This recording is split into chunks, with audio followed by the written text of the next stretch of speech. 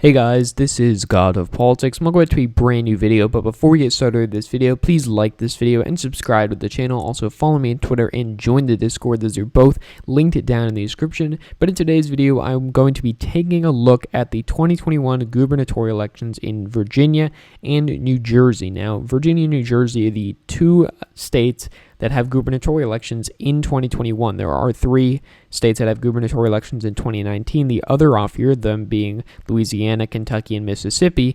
But most of the other gubernatorial elections are in 2022 or 2020, the most being in 2022. And I've made videos about them before, and I've given my ratings for Virginia and New Jersey. But given that they're this year, I do want to give a more in-depth look at both of these races. Now, the first one is the most interesting one, the first one I'm going to talk about, and that is the state of Virginia. Of course, this is going to be a very interesting election because while Democrats are expected to win it, and I do think that they will win it quite easily, it can be quite an interesting indicator for how Democrats will do in the midterms. You know, are Democrats going to be able to keep the state assembly or the state House of Delegates and the state Senate because their majorities are narrow and using lines that were drawn by Republicans? So, you know, if Republicans have a good year, they retake the state House, the state Senate. Is that going to be a harbinger for what the 2022 midterms are like? Or are Democrats going to be able to actually gain seats and do better in the gubernatorial elections than they have in the past? So we've got a couple of candidates running.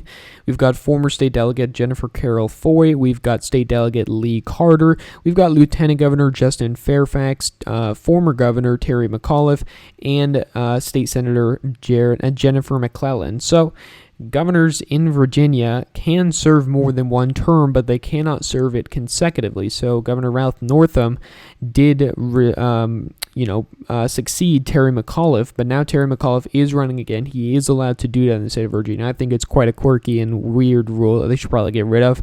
I think you should just have, 2 terms with term limits or having unlimited term limits, either one, rather than having one term limit. Ideally you'd have 2 terms consecutively and then that's it. But, Virginia, of course, has a different system. So there are a number of candidates running, but the most likely candidate is going to be Terry McAuliffe. He was the former governor. He's got all of these endorsements from state delegates, state senators, U.S. representatives, including Nancy Pelosi, from labor unions, local officials, and some individuals as well. Justin Fairfax, while he is the lieutenant governor, he's got, not many endorsements. He's got one from Nicholas Fairfax, who's a member of the House of Lords in the United Kingdom. I bet that endorsement will really help with, the British voters living in the state of Virginia. But, all jokes aside, Terry McAuliffe's not going to have much trouble winning this primary. We're looking at these polls, which, by the way, these are absolutely terrible polls. Do not even trust them at all. This poll, which is done by Christopher Newport University, 1, took 2 weeks to do. 2, has 488 registered voters. Number 3, has 54% of people undecided. So half of these people don't even know who they're going to vote for, and it took them 2 weeks to do the poll. And only 26% of people support the guy who's going to end up being the nominee because you have so many undecided for some reason. These other polls that they did, which, took a week to do, but that's better than 2 weeks. Only one of them was with likely voters. Only one of them was with more than 500 voters. They had less undecided voters, and they showed Terry McAuliffe with a lead, which is what I'm basing this on. Terry McAuliffe has the fundamentals in his favor, and he's got this polling data in his favor. But don't trust polls like YouGov Blue showing it, 235 registered voters, which is absolutely, it's terrible. But Terry McAuliffe, is going to win the primary regardless of these polls. I wouldn't trust the polls, but you can still be pretty confident that he is going to be the nominee regardless. But for the Republicans, they do have a convention. Now, you had a lot of litigation over whether this convention was going to be held. You had Amanda Chase, who originally said, I'm going to run as an independent. Then she said, I'll run in the Republican primary, but I don't want there to be the convention. Then she sued. She lost the suit. So now there's going to be a convention. And Amanda Chase is certainly not the best candidate. If I were the Republican in the state of Virginia, I wouldn't want her to be the candidate in terms of actually winning this race. She is got quite, not the best views is what I'll say, to say the least. If you want somebody that can actually have a decent chance of winning, I guess you could pick Kirk Cox, but, he's not going to have much of a chance of winning either. Half of these people don't even have Wikipedia photos. That really shows you the state of the Virginia Republican Party at this point, that you can't even get a decent candidate.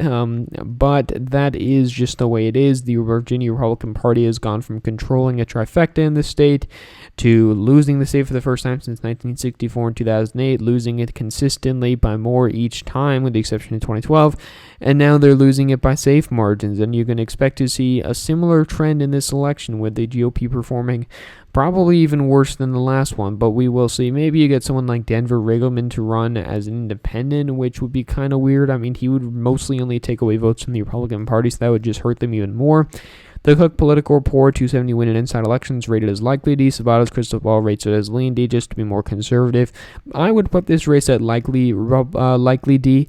I think that the Democrats are likely to win it by around 8 percentage points. I know I said that the trend would continue, they'd win by more, but just because of the fact that this is going to be a year that favors the Republican Party more, we're going to 2017, which was a year that favored Democrats, to 2021, a year that's probably going to favor Republicans. The trend still is there because you will see the trends, the same kind of trends we saw in the 2020 election. You will see the suburbs trend towards the Democrats and the rural areas trend towards the Republicans, but there just is not enough rural areas for Republicans to do well. You go back to the 2000 election, George Bush won Fairfax, and now Ralph Northam in 2017 got 67.9% of the vote. Joe Biden got 69.9% of the vote. So, Virginia's gone for the Republican Party. I think that Terry McAuliffe wins by around 8 percentage points, which would be slightly less than Ralph Northam, but again, the year overall is not going to be as favorable for the Democrats. So considering that, there actually is still a trend towards the Democratic Party. If the national environment moves 5 points to the right and the race moves 1 point to the right, well, that is still a trend towards the Democratic Party. Now, this is a county map that I did make for the race, a possible county map. I'm not going to talk about every single county because Virginia uses a weird county system of having some of these small towns as counties, but you can see that Terry McAuliffe is going to crack 60%, and, Loudoun County is going to get close to the numbers that Joe Biden got in Fairfax. He's going to do well in the Charlottesville area, the Roanoke area, Virginia Beach area, winning Virginia Beach, which is something historically the Democratic Party has not done. And the Southwest Virginia area is going to continue trending towards the Republicans, and a lot of these trends are going to offset each other. Because this isn't too different to the 2017 gubernatorial election. Ralph Northam did do better in the rural areas than Joe Biden, but worse in the suburban areas.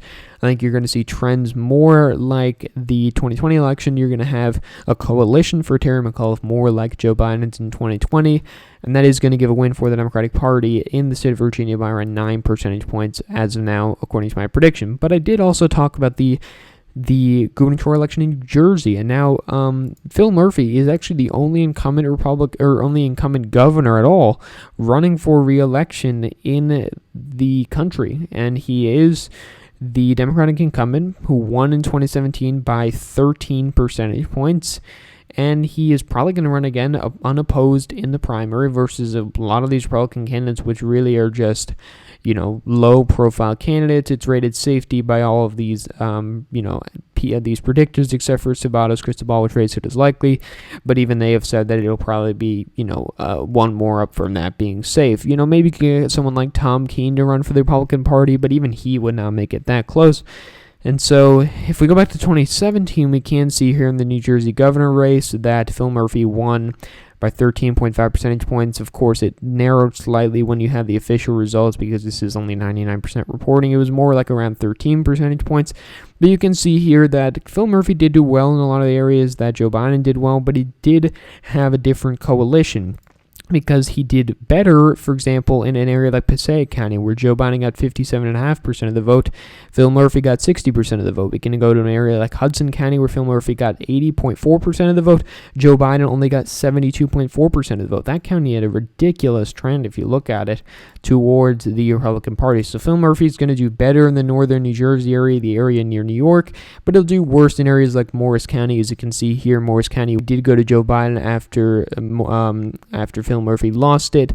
I think that he's going to lose it in 2021 again, but I do think that he's going to do better in areas like Passaic County, Hudson County, the same areas that he did better than Joe Biden back in 2017.